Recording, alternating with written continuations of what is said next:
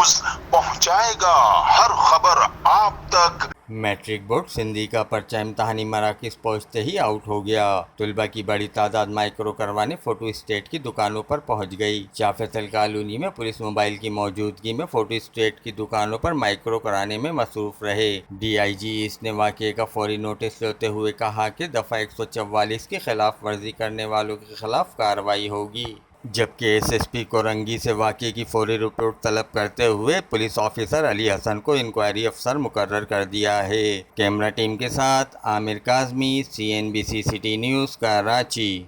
इस वीडियो को लाइक करें, हमारे चैनल को सब्सक्राइब कर बेल आइकन जरूर प्रेस करें हमारी न्यू वीडियो सबसे पहले देखने के लिए।